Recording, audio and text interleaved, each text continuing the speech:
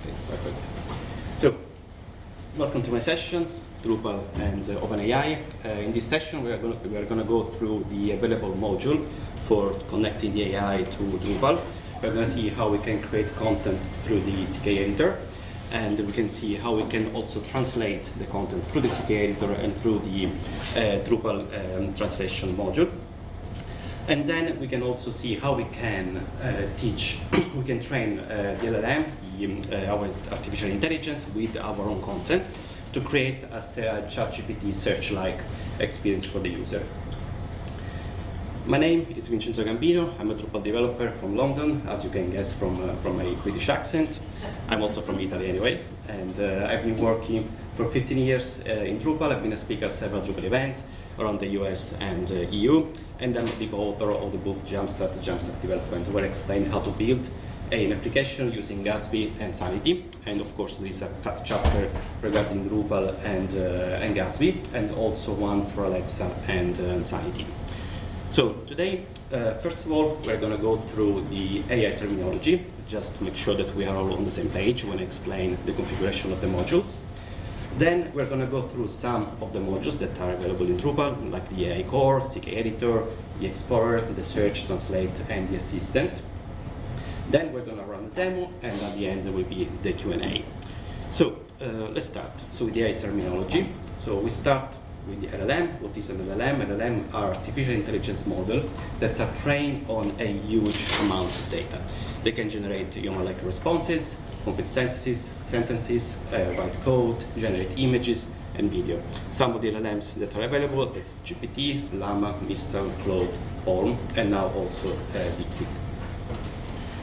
So when we talk to the LLM, we talk through the prompts. The prompts are the way we program the model. So when you ask to generate a piece of text or an image, this is a prompt. And then can be simple, just like this example, these 3 benefits of AI in education, or can be more complex, so prompt engineering, where you are adding more instruction to your prompt, so the LLM can behave in the way you want. So in this case, I'm asking the same thing, but in this time, I'm asking to provide real-world example, and then describe how they can improve the learning experience for student, teacher, and their task. I can also ask to write, I don't know, 500 words, 150 words. I can set a tone, and much more. So, and then the LLM start writing the answer. Just project the answer basically on your prompt, and you can then set the temperature on the predictability of the module response. So temperature goes from 0 to 2. So when the temperature is low, you have a high predictability and factual answer. When it's higher, the LLM introduces more creativity. So one of the examples is, for example, this. So I want to write a title for an article in healthcare, and with low temperature, you have a simple article. With a temperature of 0.8, start becoming a little bit more creative, more complex title. And with a temperature of 2, we have a kind of sci-fi title, where it says cybernetic doctors and AI healers is the future of medicine, sci-fi dreams. So these are based on the temperature that we set, and this can be set from the Drupal module. Hallucination occurs when the model tries to give you an answer anyway, even if the answer is not correct. The answer may seem correct, but it's not. So, for example, in this case, we ask who won the Nobel Prize in Physics in 2026, and the AI will respond with some name and the topic where you won the Nobel Prize, just for the sake of giving you an answer. Then we'll talk about tokens. Tokens are a piece of text that have been passed out for further processing. So basically, when you ask a question, when you ask a prompt, the sentence will be broken down into little pieces, into token, and then these will be converted into numbers, because the machine does not understand English or Italian or in their language, they understand numbers. So it gets the prompts, divided into tokens, and then convert into number. A visual representation of the tokens is this. So we have these poems, and we can see that the colors are good, okay? So we can see each token here. So comma is a token, window is a token, viewers is a token, and so on. And then we have the number of characters here and the number of tokens. Once the text has been divided into tokens, then it will be converted into numbers. in this way. So, and this is what will be sent to the LLM. Tokens are important, especially this number, because we have some limitation on the token sometimes. When you make a request to the LLM, sometimes it happens, ChatGPT, you put a text which is too long, it has too many tokens, it says that it cannot be processed because the text is too long. So we want to keep this number low depending on the request that we want to do. And also because through the API you pay per token. The price for GPT-4 I think is $2.50 for 1 million token, and on input, and on output, so on generated response is I think $10 for 1 million tokens. So this depends. So this basically rules the request, so you cannot have many tokens, and also the price how much you're going to pay. And this can be set during the request. You can set the maximum token that can be generated. Now I want to introduce the retrieval augmented generation. This is the way how we can build a ChatGPT search-like in our application. So it basically combines the strength of the LLM, of the generative AI, with a vector database. And basically what it does, your content will be stored in the vector database, and then when a user asks a question, we get the data from the vector database, the LLM will provide an answer, and then we'll send it back to the user. So through the embeddings basically are basically coordinates of the meaning, the semantic meaning of the word, of the text, of the sentence that we are passing. So it gets this text, it converts into token, and then we convert it into coordinates that will be stored in a vector database. When two words are close, the coordinates are really close, they are related to each other. If they are far away, they are not related. And this can be used in search, recommendation, and classification. So, for example, we have here the word cat and dog. As you can see, they have the coordinates of 2 and 3. And then we have the car, and we have the coordinates 7 and 1. Of course, if we want to embed the word pet as well, most likely we'll get the coordinate, like, I don't know, 2 and 1, something like that. So cat and dog are really related because, again, they are pets, they are mammals, they are animals, so they are related, while car is far away. And in a vector database, it looks like this. So we have this vector database. We have here one side the animals, so we have the chicken, the wolf. The wolf is close to the dog, and the dog then is close to the cat. So cat and wolf are far away, while dog and cat are closer because both of them, they are pet. On the other side, we have the fruits. So here, so we have, for example, banana and apple, but apple as a fruit is also related to the apple, the brand, and close to the Apple brand, we have the Google brand. So this is how it works. And each word can occupy multiple spaces in the same database. So in this case, Apple can also be somewhere here if it's related or not. For the demo, I'm going to use the Pinecone database. It gives you the free tier, so you can store data and use the API to retrieve the data. And there is also the Drupal module available to connect to the Pinecone database. So I mentioned about the limitation on the token and on the embeddings. So usually we use this technique where we have a piece of text, we split it into little chunks, and then one is to not exceed the token quota, and the other one is because we get a better embeddings if we pass smaller chunks of the text. So we pass these chunks, we get embeddings, and then it gets stored in the vector database. All of this is to create an application like this, where we have here the content of our application, and each of them will be divided into chunks, and we'll create the embeddings, and then the embeddings will be saved into the database. So at some point, some user will come to our website, will open the chat, we will ask the question will get embedded, so the system will understand the meaning of their question. We'll run a search based on these coordinates, so whatever this result is closer is more related, so we returns these results. Then it will be passed to the LLM, because what we store here is the actual text of our contents. So the text that you wrote in the content, it will be stored here with the coordinates. So we pass it back to the LLM. The LLM will summarize it, will rewrite the answer, and we pass it back to the user. So in this way, we can create a ChatGPT search-like experience. So we'll see it then in the demo as well. So I will use OpenAI for this demo. So it's OpenAI is a research laboratory that develops and maintains a safe artificial intelligence. They have the generative AI, can generate text, images, and videos. And the way we can use it through the models. We have the Dolly model that can generate animated images, whisper, and text to speech. We can generate, can convert audio to text and vice versa. Then Embeddings, that we saw before. Moderation is a model that can detect if the text may be sensitive or not. GPT is the one that we know, and then Sora that can generate videos. So how do we interact with GPT? So we usually interact through the chat or through the API. For the API, we need to pass the prompt, the model, the token that we want to use, the maximum token, and the temperature. To access the API, we need an OpenAI account, an API key, and a payment method.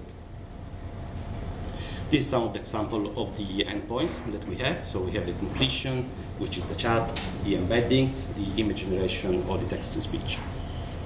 And to do a completion request, so we need, again, the model ID that we want to use, the message, which is a list of messages that we have. We can add the roles. So usually the roles is the user, but we can set the pre-prompt. We can set the behavior of the response using the system message as well. We'll see later in the next slide. Then we can set the max completion token. So it's the maximum token that we want to receive. And then we can also set the temperature. So this is what the request looks like. So we have our URL here, our API key. Then we set the model, and then we set the role here. So here we set the behavior of the response that has to come back. And then in role here, this is the actual user message, what we are sending to the LLM if you want to generate text or something else. Then we get the response here. So here we have, again, the role is assistant, so the assistant is responding to us. And here we have its response. And then here we have the usage. So we have the tokens that have been used in the prompt, so the question that has been asked. The completion token, so the token that are in the response, and then the total tokens. So, but through the module that we have in Drupal, we don't need to use this method.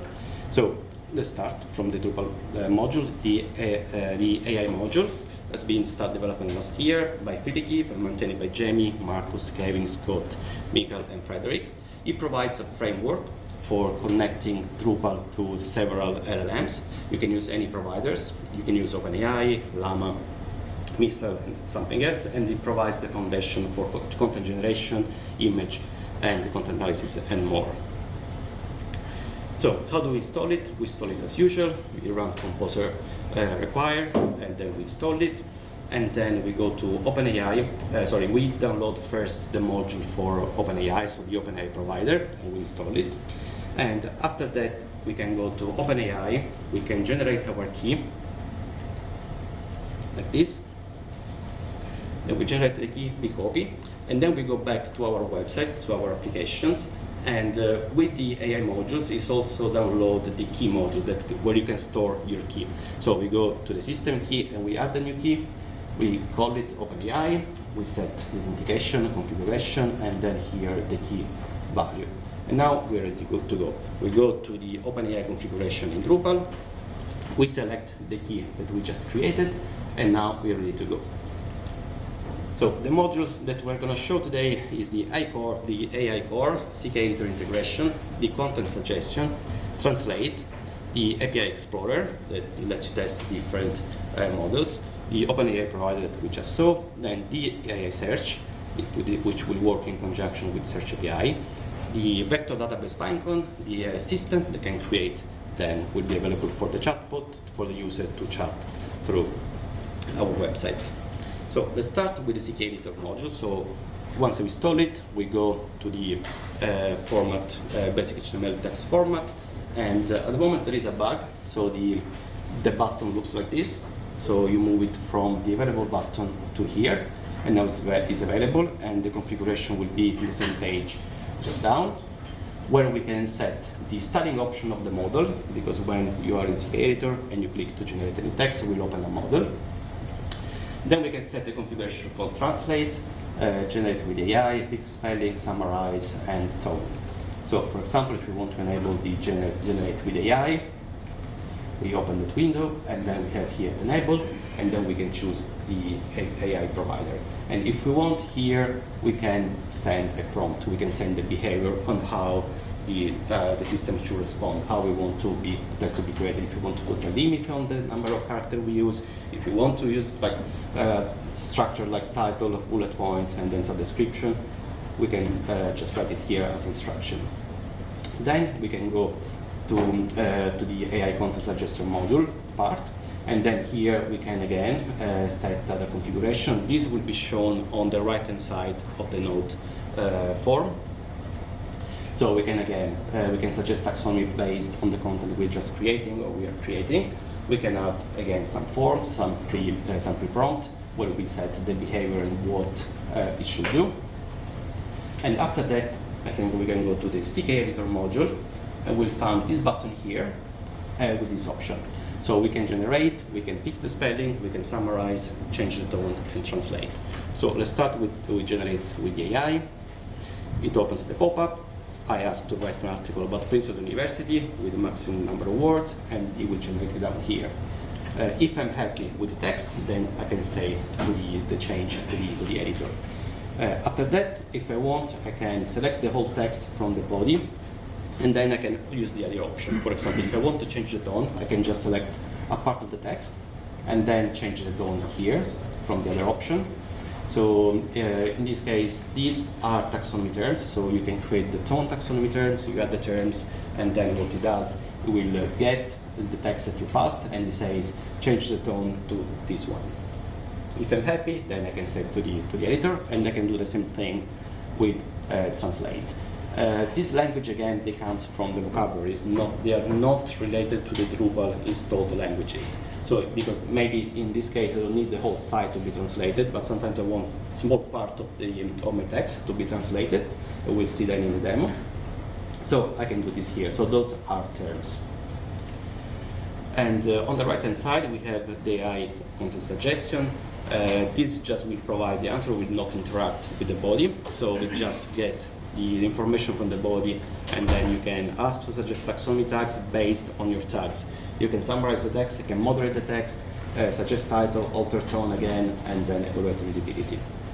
For example, if you want to suggest taxonomy tags, so we choose the field that we want to analyze, and then we can choose the vocabulary. We can choose the vocabulary here, use the full hierarchy, and then we can click suggest taxonomy, and we return the taxonomy terms.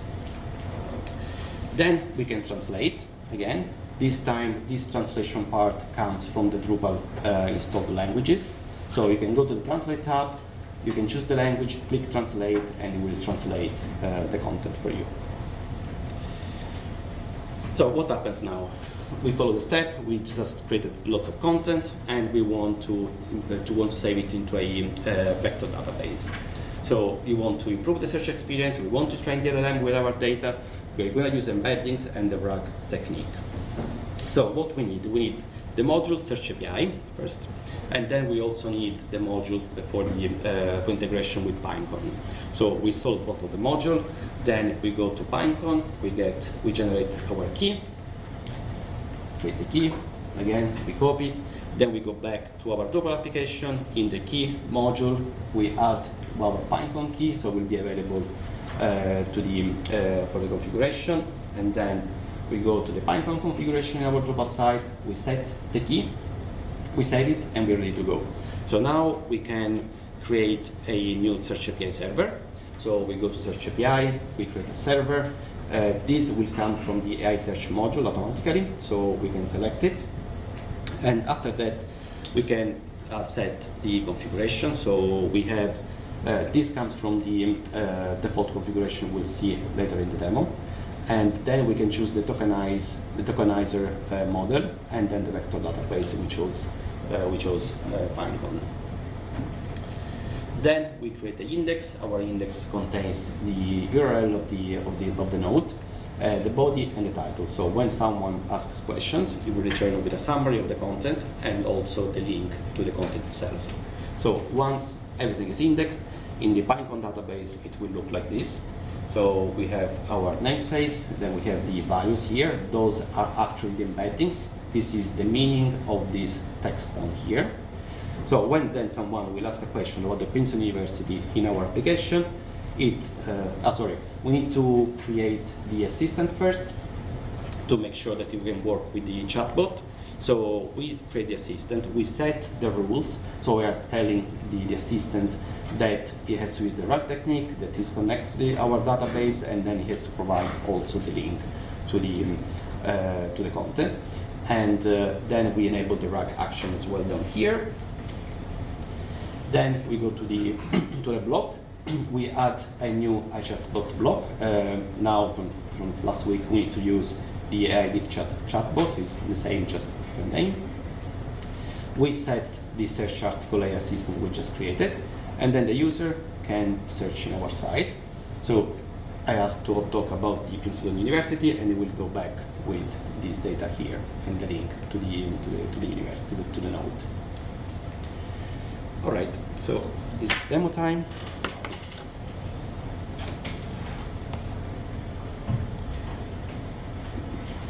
All right, so here I go to my application. So first, as I said, I added the keys here. I go to my OpenAI keys, my Pinecone keys.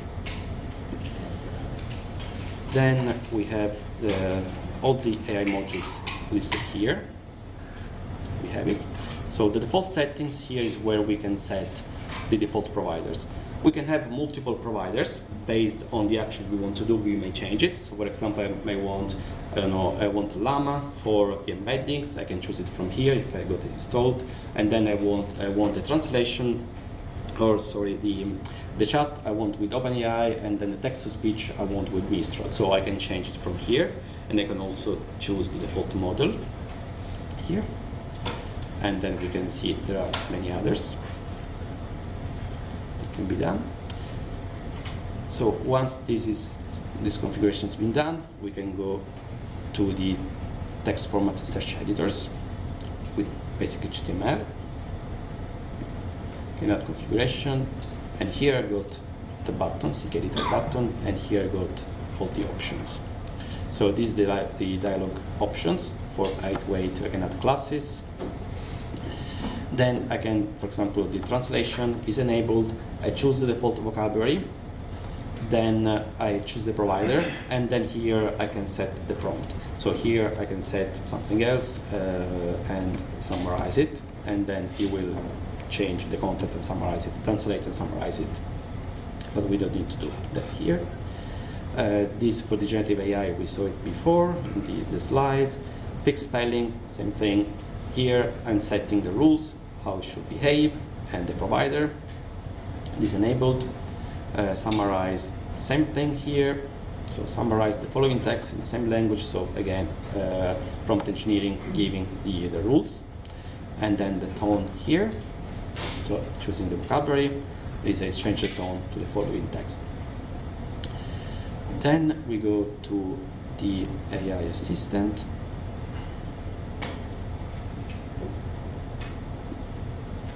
So again, here we go to suggest taxonomy. We can choose different model from the others. We can summarize the text, moderate the text, evaluate readability. So these are all enabled. If I disable, I will not see them in my content creation form. Now that everything is set here, I can go to content.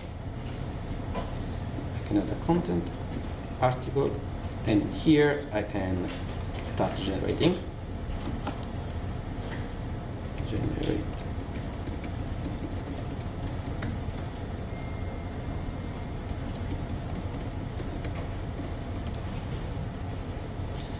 Now we can click generate, and it will start generating. So you see, it also gives the style, and here I can modify it. I can add other things here if I want.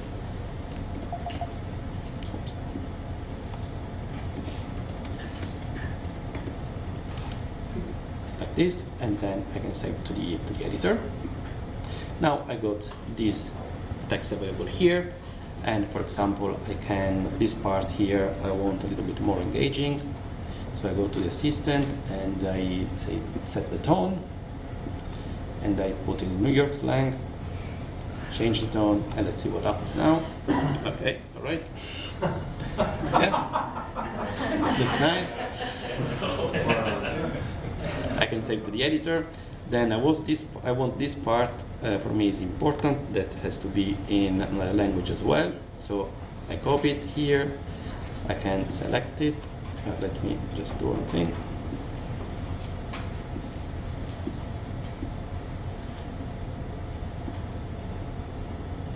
I can go, I want it also in German. I translate, and now it's translating. Just this part. And yes, seems correct. Okay, so and then also, of course, I got the option to summarize it. So let's summarize this part here. I can summarize it, and if I like it, then I can also save it. Right, and this been modified. Oh, it's been done in Spanish.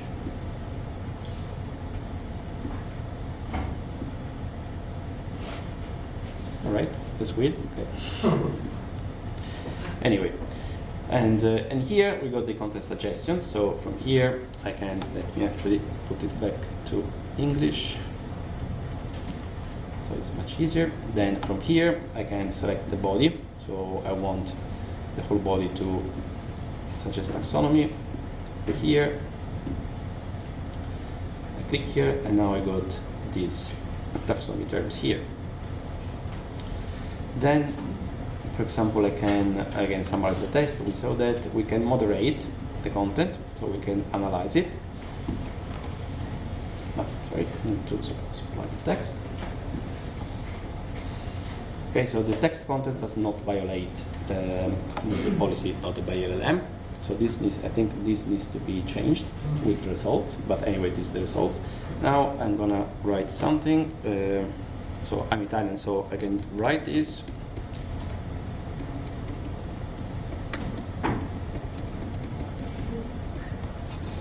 Okay, so now we try to analyze it. Yeah, so there is something that I'm violating, so there is, it works. And then I can evaluate readability. Of course, it's not going to be readable because we have a New York slang, so I will say something. Yeah, simplify sentence. Yes, avoid slang. Define technical term like CMS. Okay, that's good. And then also I can suggest the title. So I get the body, suggest the title. I can select this if you want. Paste it here. And now we can save it. Okay, it has been saved. This is our system. So now the search API will provide also this one. We'll see in a second. So we have here the search API. So first we start with the vector database here. We have the Pinecone configuration where we set the key, which is the Pinecone key. The same thing before for OpenAI. So we set the key here, and then we go to Search API, and here we go to server. So this is my server configuration. The backend is using the AI Search, which is a module provided by the AI suite. I'm using the database, Pinecone database. Here the data for my database. This is the similar matrix. Cosine equilibrium and dot is changed the way how it's calculating the distance between the vectors in the vector database. This you need to change, and then the embedding strategy. I'm using the enrich embedding strategy here. This is the maximum token you can pass again, and the percentage. Are those all default values for the most part? A lot of that. Yes. This is most of them is the default value, apart from this one, which is based on your vector database. And this comes from the default configuration that we have set here. So the embeddings, I got this one, and text embedding 3 small, which I will find it again in here.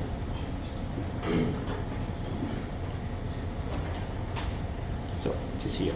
Okay, so if I want to change it, I need to go to the default configuration. But from here, I can change the tokenizer if I want to use any other model here. After that, we can go to the index. So I create the index under the server, the Pinecone server. So again, I'm providing content. I'm using the Pinecone server. Then we go to fields here, and again, URL, body, and title. And then in processor, you may want to add the AI search score threshold. So this is for the minimum score that you need to have when the search within the vector database between the distance. So after that, everything is ready. Everything has been indexed, and now we can go to our application. So for test, in this article, I put the established date wrong, 1446, should be 1746, but if I ask here when it was founded,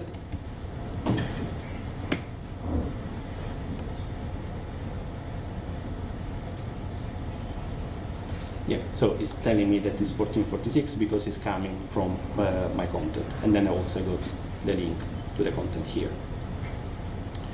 We go back to the home, so I can, for example, ask about Drupal.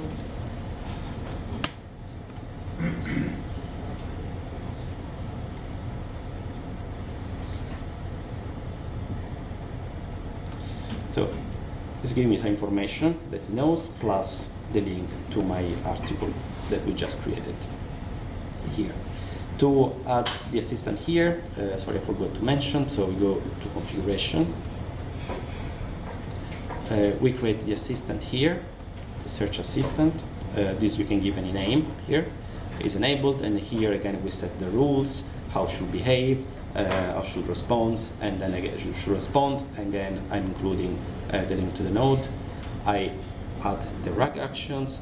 This again the score, the minimum results, where we can see how we're gonna chunk the content, the history in the conversation, and then the provider configuration with the max token we want to pass, the temperature we want to set, and everything else. So these are some of the functionality of the Drupal modules. Most can be tested from the Explorer. Can you go back to that prompt? Sure. So you pass the results from the Pinecone service Yes. into this prompt. Yes. No. Basically, it's telling it to look only through the search API. So to our Pinecone server. Okay.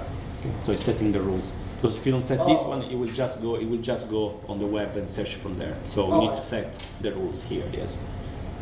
So once you set the rules and telling to use just those information, then it's set. Yes. Yeah. Right.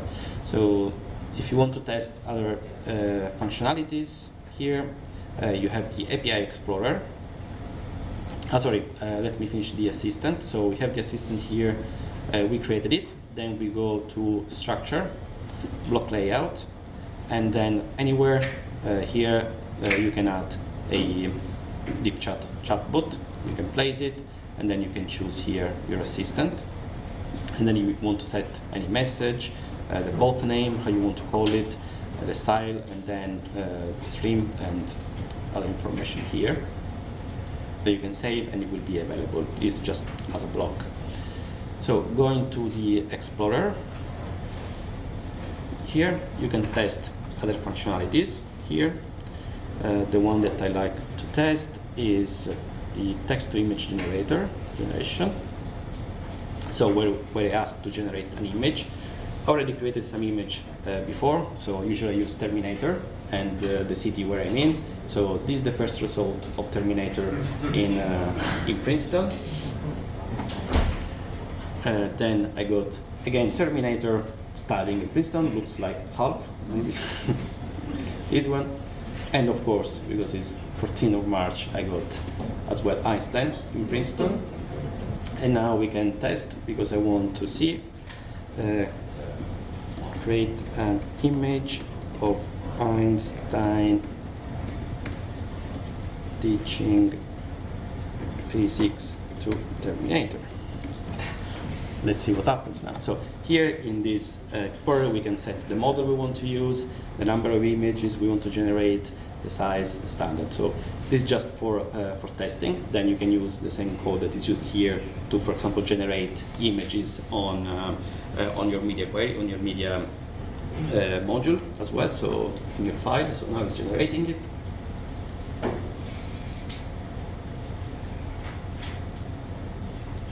All right, let's see what happens. Ready? Okay. Okay, so this is Einstein teaching physics to Terminator. Looks like more AI, but it's fine. All right, so here we got the code example, so how this is being created. So basically you can actually use this code to generate the image. So yeah, and the same thing is fine for all the other Explorer. So if you copy this code, you put it in your module, it will work. So you need just to change the prompt, which I think here is under case here. So it's okay here. So we got the prompt, the configuration, we send it here. The same thing happens, for example, for the chat generator. We write hello, ESKI. Here we got again all the configuration. So it has replied, and the code example is here. So if you want to add it to your module, you just need this code, and this configuration you need to send as well. So this is just ready to be added to your code. Okay, we got less time. So just to recap, so we saw the status of the AI modules we have available. We saw how we can connect to the AI API and configure the modules, and also how we can train the LLM to create a ChatGPT search-like experience using RAG. Okay, so these are some of the resources. So we have the module AI, the provider, the AI here link, the examples, and the ChatGPT. Okay, so you're ready for Q&A? Yes? Yeah, question like in the configuration pages of all of the modules, are lots of prompts. Yep. Do they come? Sorry, do they come by default? Yes. With the modules, like you can fine tune them, but they are there by default. Like you don't have to do everything yourself when you set up the module. No. Everything comes as default. Okay. So you can change it. Yes. So if you go, for example, in everywhere here, for example, for the assistant, we search here. So this is something that I've added, this part here, to make sure it works with the RAG. But then all the rest here, especially this one, the advanced settings here, this comes as default here, and you can change it if you need to. And the same thing happens with the assistant. These are all default, so you can change it if you want. Yes? So on the last slide, you had training the LLM's RAG. So like in the example that you gave where Princeton's date was wrong, like if you have competing information in the database, how do you actually improve it over time? Like if you've got some information that's not relevant that it keeps returning, but you want to focus on other information, how do you fine tune it so that way it starts to produce better results when there's competing information to return? Sorry, didn't get the question. Sorry. So like if you have competing information, like one date says Princeton was 1446 and it's 1746 over here, how do you kind of guide it to ignore information that's inaccurate over time? Like refine results over time. I think you can run some query to the LLM to check if it's true or not, because this basically is what the user added. So the editor creates the content, so the editor will be responsible for the truth, if it's true or not. Okay. And then you can check through the LLM. But in this demo, it's just like using your own content and not getting information from the web. Okay, so basically ask it, say, is there competing, is there different information to answer this query? And it would tell you, well, it's 1446 over here, 1746 over here, and then you could go and change it. Yeah, you can do it maybe when you create the content, you can check, you can do a fact check on that. Yeah. A fact check, thank you. Do you know, is there any work within the AI ecosystem, or the Drupal AI ecosystem, on surfacing to the, through the Drupal interface, how much each of these requests cost? Because I know it's like pennies, just based on experience, it's pennies per request that you've made here, but I'm just, Yes. I think I'd be interested, or I'll talk to clients about it, and they're like, well, I have no idea, is this going to cost me, $4 every time someone uses this, or 4 cents? Yeah, I had it open, but I think it's so. Pardon? Yes. So you want to see how you can manage the cost of the prompt. Yes. So let me see a second. Here. So. Yeah, you can see it. Yeah. Yeah. Usage. You want to go to usage? Yes. So this building usage. Yeah. Yes. Okay. So this is what I've done today. Right. So here is the cost. So if you want to keep the cost, if you want to control the cost, you can control the tokens first and the functionality, because of course the image functionality costs more. I think it's 4 cents per image generated. I think I'm more asking about, rather than having, I'd like to push some of this data back to Drupal, so that the authors and the people that are using it, it's kind of like biofeedback, right? So Yeah. you know how much things are costing as they go. This is more for the administrator. So I'm just curious if there's a way to surface this, or if there's work to surface this information back in Drupal. Well, it depends on the amount of information that are coming back. So it's the number of tokens that are coming back. Right. So if you provide 1,000 tokens per day per user, then you can estimate the cost. If you give it for free, then if you just do whatever, then you cannot control. It's like when you have like an AWS instance, and then if you have more traffic, the more you pay, and the same thing. Okay. Okay. Yep. So when choosing a model, I see like some of those you chose 4.0, some you chose 3.5 Turbo. Yeah. Is there a general catch-all model that's good? Have you really noticed like a difference between The newest is always the better. So what I've done here, I had 3 at some point just because I was testing, and so for example this one is 3, but just because I forgot to change it. But usually I use 4. And but the newer are more costly, and but they are better. So you pay based on the model also? Yes.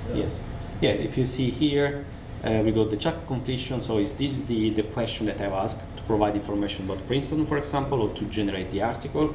These are the images that we created, and this is the embedding, so the content that went into the vector database. So when I generate the content, it's been stored in vector database, so it's converted into into embeddings.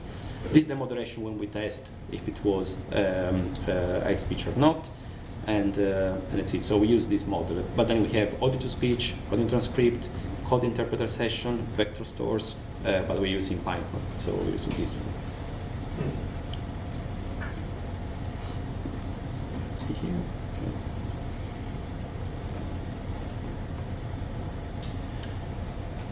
So Yeah. Start in this demo, obviously you're going off of a body field and things like that.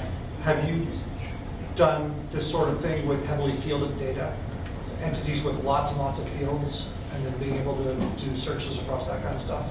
Yes. So you're asking if, regarding the search. Yes, you can add more fields, of course, to the search, not just the one that I set there. So you can use like many fields. It's like the usual search API. We add all the fields, and then we'll run the query on those fields. I missed out. What does Pinecone actually return to you?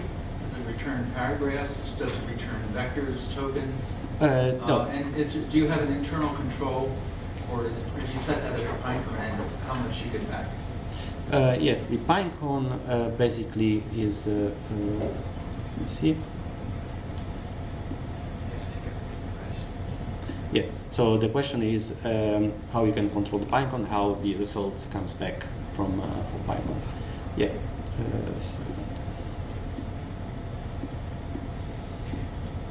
So this is the Pinecone record. So the content is broken down into small chunks, and this basically is the actual data inside the vector database inside Pinecone.